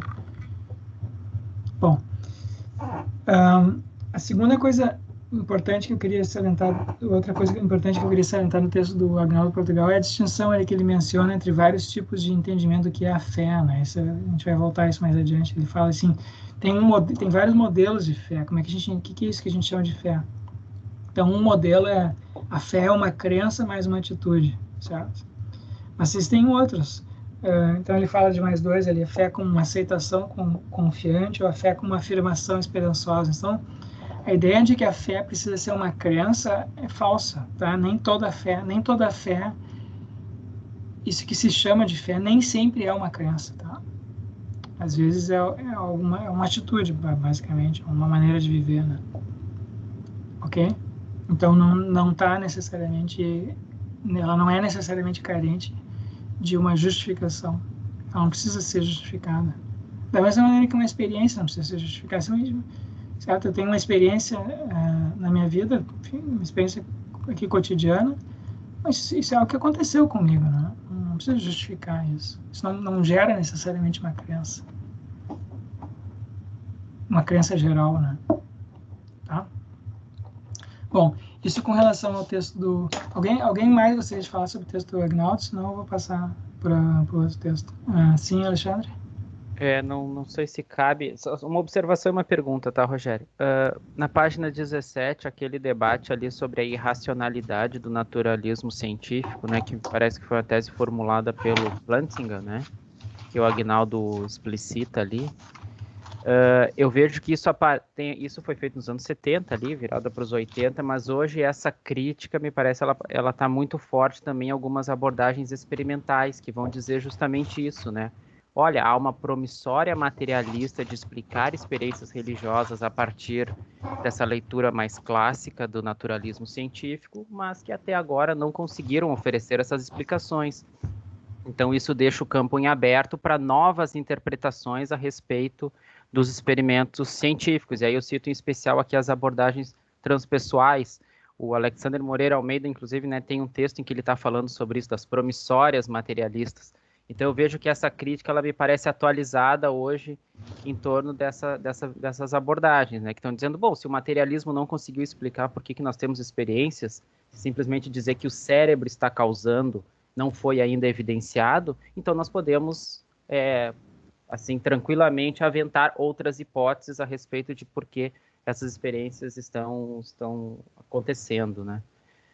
Então, só esse comentário. E aí uma outra pergunta, mas eu já não sei se cabe, porque eu acho que vai enveredar talvez o debate. Eu queria te ouvir um pouco a respeito dessa noção de dualismo de substância que o Swinburne traz, essa ideia de uma mente sem corpo, e se isso poderia ser uma forma assim, de sustentar o argumento da autotranscendência, né? De que nós podemos ter experiências autotranscendentes a partir de uma possibilidade de acesso a essa outra mente universal, enfim, né? Uma mente sem corpo. Sim. Bom, a gente tem de um lado as teorias, as hipóteses científicas, assim, né? E de outro a gente tem as generalizações disso. Então, a gente tem muitas teorias científicas sobre o mundo físico, né? A estrutura, os componentes básicos assim da matéria, as formas de energia. A gente tem, enfim, teorias em biologia. Mas nenhuma dessas teorias nos dá, digamos assim, uma metafísica do mundo, né? Elas não nos comprometem com uma concepção. A teoria, por exemplo, se pegar, por exemplo, a teoria da relatividade do Einstein, a mecânica quântica, a teoria da evolução do Darwin, a genética, as teorias genéticas, nenhuma delas diz, olha, o mundo é só isso. Nenhuma delas diz isso, certo? Quem faz isso são os filósofos ou os cientistas nas suas horas vagas, tá? Quando são nos momentos assim filosofantes. Então, os filósofos dizem, olha, as teorias que a gente tem são aqui a gente tem, vamos pegar as melhores teorias científicas que nós temos, as mais avançadas, né? Então pega as teorias físicas, biologia, química, astronomia, enfim, genética. E aí diz, bom, e aí se acrescentam, né, essas teorias uma observação que não está nela. A observação é a seguinte, ó, o universo é só isso, certo? Só que essa observação, que só tem isso, essa observação que é acrescentada, ela não é científica, ela é uma afirmação de natureza filosófica, que faz uma generalização, né, metafísica, e que não estava, a gente não tem indícios assim científicos ou empíricos para fazer esse tipo de afirmação. Então a teoria não implica isso, né? Nenhuma teoria, porque as teorias científicas que nós temos são sempre parciais, limitadas, o escopo delas é limitado. Então essa generalização de que tudo é material, de que não tem, enfim, de que tudo é matéria, enfim, que é o que às vezes se chama de materialismo ou fisicalismo ou às vezes naturalismo. Ela é uma especulação, ela na melhor das hipóteses, uma especulação filosófica, tá? E então ela vale o que vale, tá? Vale como uma especulação, mas às vezes se associa a isso. Então a gente tem ali uma espécie de ideologia científica, cientificista, mas ela é no fundo, uma posição filosófica baseada em argumentos filosóficos, não é uma teoria científica. Vocês entendem a diferença? Então, do ponto de vista científico, tudo que está além do escopo dessas teorias científicas está aberto, são coisas que cientificamente a gente não sabe. Então, a rigor, a gente não sabe se a mente e o cérebro são a mesma coisa, se existe dualismo, não tem dualismo. A rigor, a gente não sabe se tem vida após a morte, não tem vida. A gente não tem nenhuma teoria científica sobre isso. A gente não sabe se existe Deus, não, do ponto de vista científico, né? A gente pode elaborar argumentos assim, tentativas, né, que são mais ou menos especulativos e podem ser probabilísticos. Agora, a justificação para eles é parcial e, enfim, duvidosa, né? Sim, Vinícius? Tu comentou que naturalismo e materialismo são especulações filosóficas, que não passam, né, de meras especulações filosóficas, mas não são todas as teorias filosóficas isso? Basta especulações mesmo, que dado que na filosofia as evidências são mais fracas, acredito que toda e qualquer teoria filosófica é uma especulação.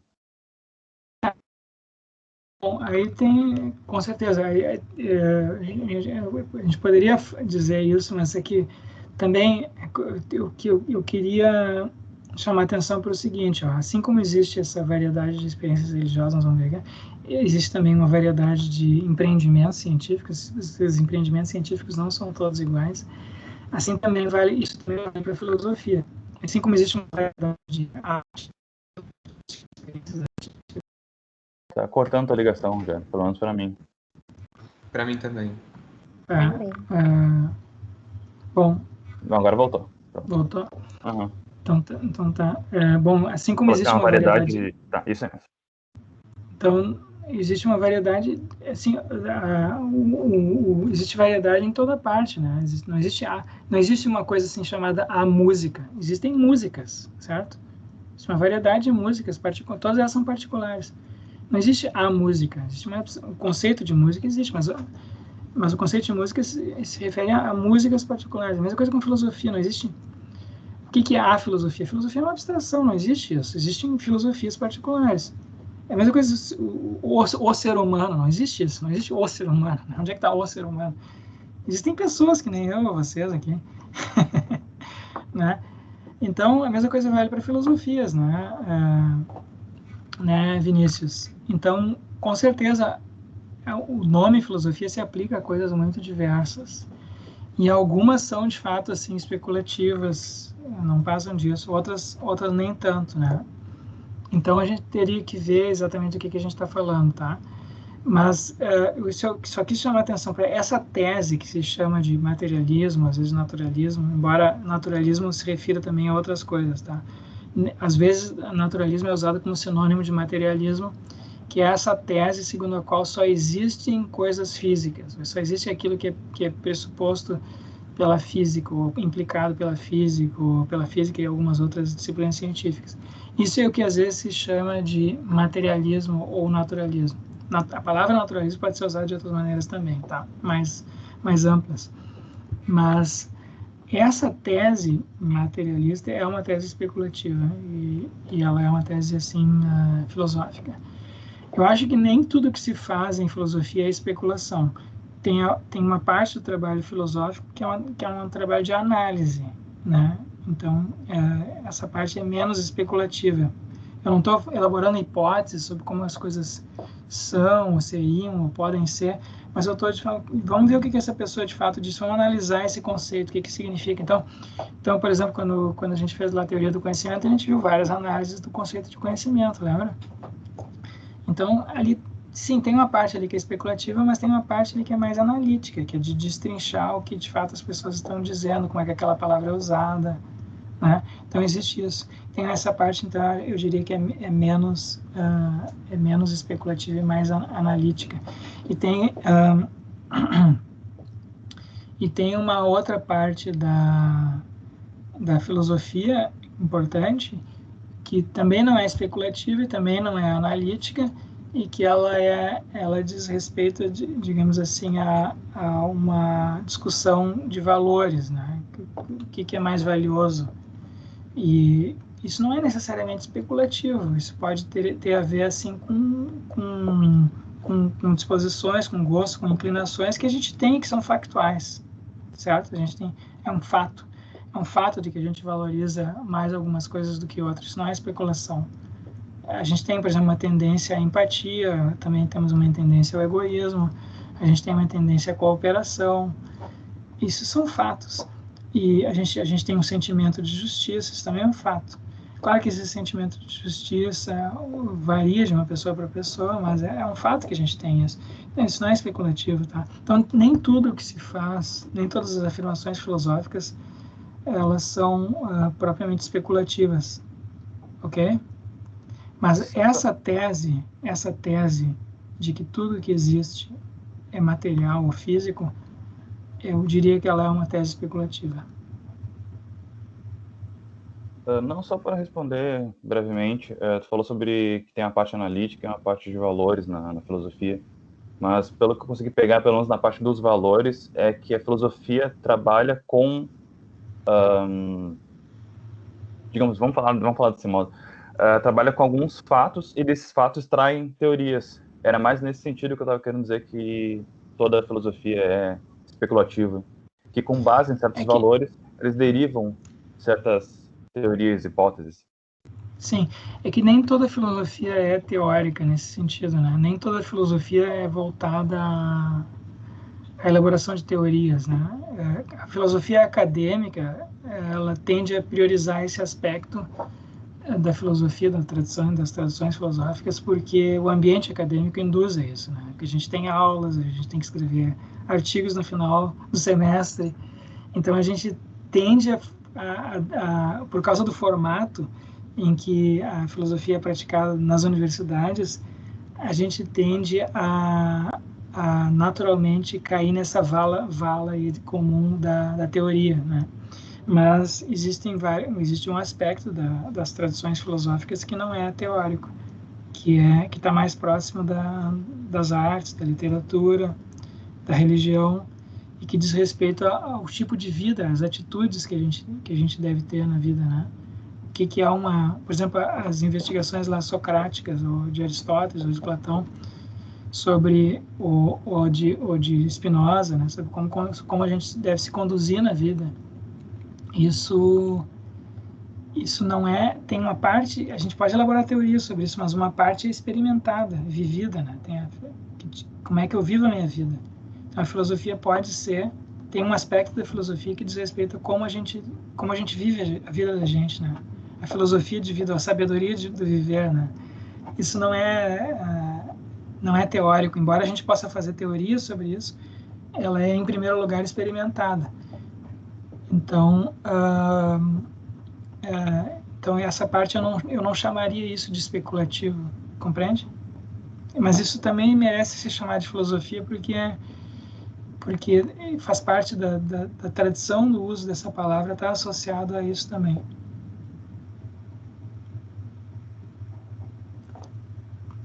Ok, Vinícius?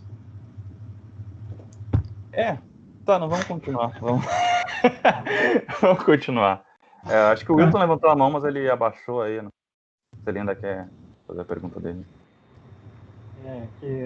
É que o assunto mudou. Enfim, é uma coisa mais pessoal minha, que eu vi aqui tem uma música no texto aqui, quando ele questiona Deus, né? Deus, ele coloca Spinoza, e depois a questão para mim é muito importante ali do naturalismo, mas eu acho que a discussão foi para outro caminho. Bom, deixa eu só fazer uma observação assim sobre a palavra naturalismo. A palavra naturalismo é usada de várias maneiras na filosofia contemporânea, tá? Então, aqui no texto do Agnaldo Portugal, ele usou de uma maneira bem restritiva, que na verdade não é a maneira mais comum de usar a palavra naturalismo, que é essa que o Plantinga usa, que é associar naturalismo a cientificismo ou materialismo, fisicalismo. A palavra naturalismo, o uso mais comum da palavra naturalismo na filosofia contemporânea está ligado à ideia de que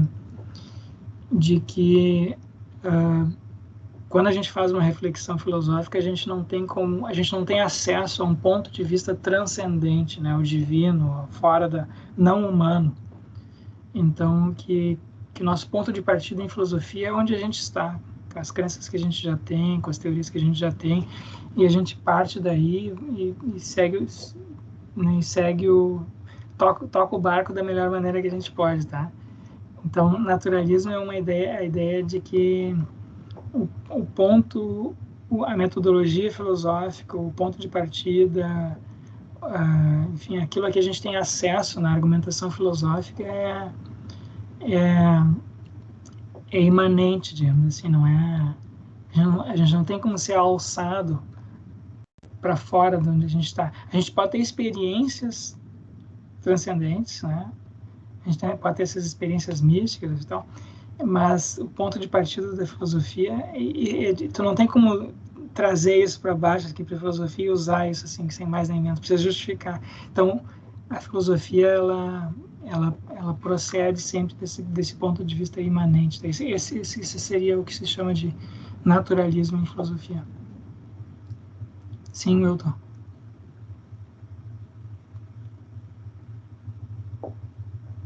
Wilton, tu quer falar? Tá com a mão levantada agora, não sei se tu quer falar. Não, eu esqueci de ligar o microfone.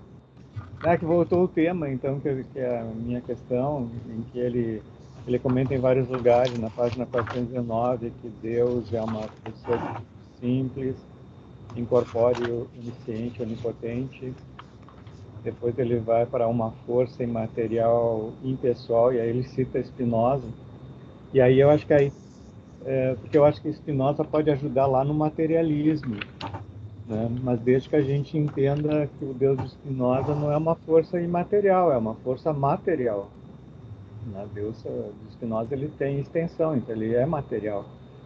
E na página 424, quando ele comenta a probabilidade do aparato cognitivo humano levar ao conhecimento é alta, pois este é entendido no cristianismo, né?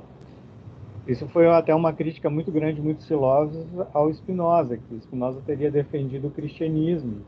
Enfim, então eu pensei, mas aí é uma questão de que imagino que Spinoza possa contribuir para dar uma certa clareza aqui nessa parte que me interessou muito do naturalismo, de que não é só o universo, há uma outra coisa. Mas é só um comentário. Olha só, do ponto de vista assim, dependendo de como a gente usa o naturalismo, o naturalismo pode ser compatível com essas conclusões assim transcendentes, ou pode ser incompatível. Se a gente usa o naturalismo como sinônimo de materialismo, então não tem nada que não seja material. Então, essas experiências espirituais não são experiências puramente subjetivas, né? Elas não têm como revelar nada sobre uma dimensão invisível do universo, porque essa dimensão não existe, tá? Então, se eu uso o naturalismo assim, é incompatível. Agora, se eu uso o naturalismo como uma atitude assim, metodológica, né, de partir de onde eu estou, do que eu sei, então não. Eu poderia ser um naturalista e aceitar que existe vida após a morte, ou que existe almas, ou que existe Deus, né? Porque aí o naturalismo não está comprometido não se compromete com uma tese positiva de que só existem coisas materiais. Aí ele simplesmente uma atitude, digamos assim, metodológica, assim, de se adotar em filosofia, tá? Vocês entendem a diferença? Sim, perfeito. Entendi. Tá, então o naturalismo, conceitualmente, o naturalismo não tá necessariamente ligado a materialismo, embora muitos dos filósofos naturalistas sejam de fato materialistas, e é por essa razão que o Plantinga usa dessa maneira. Tá, pessoal, já é quase 11 horas, vamos encerrar por aqui, eu vou deixar o outro texto. O outro texto que foi eu que escrevi, é uma espécie assim de panorama do que eu pretendo fazer aqui no semestre, tá? Então, mas eu não sei se alguém gostaria de fazer algum comentário, tem uma questão que gostaria de trazer agora, senão a gente deixa isso para a semana que vem. Eu, na verdade, não tenho muito a dizer sobre esse texto, mas se vocês quiserem comentar qualquer coisa, eu teria interesse de ouvir, tá? Porque para ter um feedback. Sim, Vinícius? É bem rápido mesmo, acho que até uma pergunta meio óbvia. A ideia ali, né, nesse teu texto é, assim, quando, por exemplo, dar um exemplo diferente. Quando os filósofos estão falando sobre, por exemplo, objetos morais, objetos matemáticos, tende-se a pensar pelo menos de 3 formas os objetos matemáticos ou morais. Ou eles são abstratos, ou psicológicos, ou naturais. A tua ideia é não só ter as três formas de entender esses objetos matemáticos e morais, mas adicionar um quarto que seria o espiritual. Claro, não que seja... Não que os objetos materiais e matemáticos são espirituais, mas está querendo adicionar uma nova categoria que não é reduzível nem a essa forma abstrata, nem a essa forma psicológica, nem a essa forma natural. Não, eu não. Isso seria uma discussão aí de ontologia, de metafísica, né? Qual seria o estatuto das. Digamos que existem almas, ou espíritos, ou Deus. Então, qual seria a natureza dessas entidades, né? É isso que tu está perguntando, não é isso? Isso. Mas no caso da experiência religiosa, né? No caso da experiência, sim, porque as pessoas, quando têm experiências religiosas, elas têm uma experiência, muitas vezes, essas experiências religiosas são experiências, por exemplo, com espíritos, ou com anjos, ou com coisas assim. Claro que dependendo conforme a tradição ali, cultural, na qual essa pessoa foi criada, ela vai descrever aquilo de maneira diferente. Se é um católico, vai falar, é um anjo. Se é um espírito, um bandista, vai dizer é uma entidade, um espírito. Se é um budista, vai dizer é uma ilusão. Não sei, Milton, o que diria? É uma ilusão? Mais uma Maia. É uma ilusão. Uma ilusão ilusão impura. Ou experimental, mas não pura. Sim.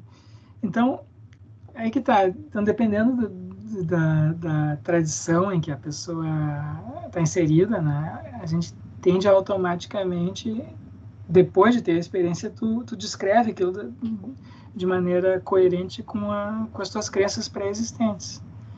Só que aí eu não sei. Então o que eu não gostaria de fazer não saberia como fazer isso, né? Vinícius dizia que a gente tem entidades de um outro tipo, ou do mesmo tipo. Eu acho que essa é uma questão aberta para mim. Eu gostaria tem uma parte ali que eu acho, não sei se era tu ou tu estava citando alguém, tu estava descrevendo alguém, que era que essas experiências religiosas, experiências espirituais não são reduzíveis a... Peraí que eu marquei a página lá, eu acho que eu marquei. Aqui. Ele tá falando do James. Ele trata as experiências espirituais como fenômenos naturais, portanto investigáveis desde um ponto de vista empírico ou científico, sem, no entanto, procurar reduzi-las a outros fenômenos mais básicos, como impulsos fisiológicos ou determinantes. Sim. O que aí ele está dizendo aí? Oi? Pode falar. Sim, o que ele está sugerindo é que ele está sustentando, na verdade, não apenas sugerindo, é que a gente tem essas experiências e que elas não são elas não são produzidas pelos mesmos mecanismos que produzem as nossas experiências sensoriais cotidianas ou experiências de pensamento cotidianas, né? Que tem algo diferente acontecendo aqui. Agora, quais são essas coisas que são experimentadas? Qual é o objeto dessa experiência, né? Isso o James não diz, eu também não pretendo dizer. Então, será que são coisas físicas, né? Por exemplo, tem pessoas assim que são religiosos metafísicos. Então eles dizem assim, não, os espíritos são de outra natureza, né? Espíritos, almas são de outra natureza, não são corpóreos, né? Então isso é uma posição metafísica. Então isso existe, por exemplo, no catolicismo. Agora, se tu for pegar, por exemplo, assim, os espíritas aqui no Brasil, eles dizem, não, esse é físico também, só que é uma física de outra natureza. É uma física, né, é uma física diferente, que a gente que a ciência não conhece ainda direito, tá? Mas no futuro vai saber. Então, eles tratam como uma coisa física. Ele fala, às vezes eles falam uma física mais sutil. E tem gente que trata isso num domínio assim simbólico, né? Então não é nenhuma entidade, não é uma coisa, nem uma coisa assim de outra natureza, não física. Também não é não é uma coisa física, mais sutil, mas é algo simbólico. Então tem uma existência própria, ela existiria num mundo platônico, digamos assim, né? Mas um mundo platônico de formas vivas, né? Então, então tem muitas maneiras, do ponto de vista assim metafísico, tem muitas maneiras, muitas opções, tá? Mas eu acho que a gente não tem como escolher entre uma delas assim, sem conhecer primeiro os fenômenos direito e saber como é que eles interagem com o nosso corpo, com a nossa mente. Então, eu acho que a gente não está em condições hoje de decidir esse tipo de questão. Acho que o máximo que a gente pode fazer é ver alternativas e ver qual parece mais plausível, qual não parece, e especular sobre isso. Nesse domínio, eu acho que a gente está ainda na especulação. Tá ok, então essa era a minha dúvida que eu tinha para ler o texto melhor. A gente pode então, e o fato de que James fala de que existe uma experiência, uma dimensão, um aspecto invisível, aí não é um impedimento para a gente estudar isso empiricamente, né? A gente pode estudar empiricamente o que é invisível através dos efeitos visíveis deles. E os efeitos visíveis são as nossas experiências religiosas. Então, por meio das experiências religiosas, nós podemos estudar essa dimensão invisível espiritual do universo. Então, assim como existem instrumentos melhores e piores para se estudar a natureza, por exemplo, eu posso estudar os planetas a olho nu, como nem se fazia antigamente, eu posso usar telescópios, eu posso usar, enfim, esses telescópios aí de raio-x, enfim, coisas. Eu posso investigar as galáxias, as estrelas, usando receptores de luz que são invisíveis a olho nu, né? Então a gente pode ir refinando os nossos instrumentos de observação para tornar visível aquilo que ordinariamente é invisível. Isso é um procedimento corriqueiro na ciência. Da mesma maneira, a gente pode fazer isso com essa dimensão espiritual. A gente pode pegar pessoas que têm essas experiências. As pessoas que têm essas experiências não são todas iguais, né? Algumas pessoas não têm experiência nenhuma, outras têm experiências muito rudimentares, algumas têm toda hora essas experiências, e algumas são como é que se diz? Elas são inconsistentes, né? Elas têm de vez em quando, outras não. Algumas têm, aí ficam desequilibradas. Então, a gente pode escolher instrumentos de observação, assim como os cientistas escolhem instrumentos de observação, e a gente pode comparar os instrumentos, medir, né, a confiabilidade dos instrumentos de observação e comparando uns com os outros. Quais seriam os instrumentos de observação nesse caso? Seriam as pessoas que têm essas experiências. Compreende? Sim, Mariana. Pegando esse gancho dos instrumentos de observação, uma coisa que me chamou a atenção nesse texto, na organização da disciplina como um todo, é que ele não faz menção nenhuma assim, a uma questão que eu acho que historicamente está associada com a questão das experiências religiosas, e ainda mais hoje em dia, que é o uso de enteógenos ou psicodélicos, ou enfim, e isso agora com essa... a neurociência, né, está se aproximando assim desse tipo de experiência. Enfim, eu acho que é interessante porque ela é mais fácil de observar mesmo, né? Não é espontânea, então tu pode fazer com que aconteça, e aí tu pode também, enfim, né, observar tanto fazendo questionários como realmente neuroimagem, essas coisas assim. Não, é verdade, tem razão. Eu não... o William James menciona isso num dos capítulos ali dele, mas sim, vamos ver a literatura. Seria interessante de separar uma semana para ver alguns artigos recentes sobre isso, né? A gente pega o que o William James escreveu e compara com o que tem hoje em dia. Seria interessante. Eu achei um estudo da Johns Hopkins, acho que é de uns anos atrás, que fala justamente de se essas experiências podem ou não ser consideradas experiências místicas, e aí eles concluem que sim, que tem uma diferença, estudo duplo cego com outras substâncias também, enfim. eu acho que é bem interessante. Sim, sim. Não, é bem lembrado. Eu tinha me esquecido disso aí, mas eu já tinha falado sobre isso com o Alexandre e com o Wilton antes. Mas sim, acho que seria bom a gente reservar uma semana para esse material. Bom, vamos encerrar por aqui, já passou das 11. Então, vou selecionar uns trechos, uns capítulos do William James para a gente discutir semana que vem, tá? E depois eu mando um e-mail para vocês assim que eu tiver atualizado a página e gravado o próximo vídeo, eu mando um e-mail para vocês sobre isso. A Mariana tinha comentado comigo por e-mail que seria interessante a gente ter um fórum, algum lugar assim de discussão. Eu acho que o mais fácil agora seria a gente fazer isso por e-mail mesmo, tá? Então eu vou passar para todo mundo os e-mails. O próximo e-mail que eu enviar para vocês vai ser com o e-mail de todo mundo. Então quem quiser mandar uma mensagem para toda a turma, pode simplesmente responder a todos a próxima mensagem que eu enviar, tá legal? E aí quem gostaria assim de compartilhar algum material, o texto, ou fazer algum comentário sobre a matéria aqui, fique à vontade daí para mandar isso por e-mail, ok? Eu tive essa ideia do fórum geral, mas eu tinha pensado também especificamente em trocar referências de coisas mais periféricas da disciplina, como arte, literatura, poesia, essas coisas assim. Fiquem também, pode ser qualquer material, né? Sim, eu acho que é uma ótima ideia. Tá? Então fiquem bem à vontade, assim, a respeito disso. Eu montei aqui no próprio Teams uma página, mas é que nem todo mundo está conseguindo acessar esses outros recursos do Teams.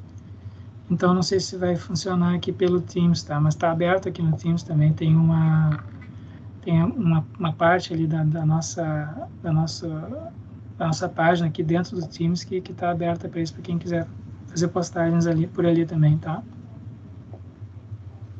Então tá, pessoal. Vamos parar por aqui. Deixa eu parar aqui a gravação. Como é que para a gravação? Peraí. Tá.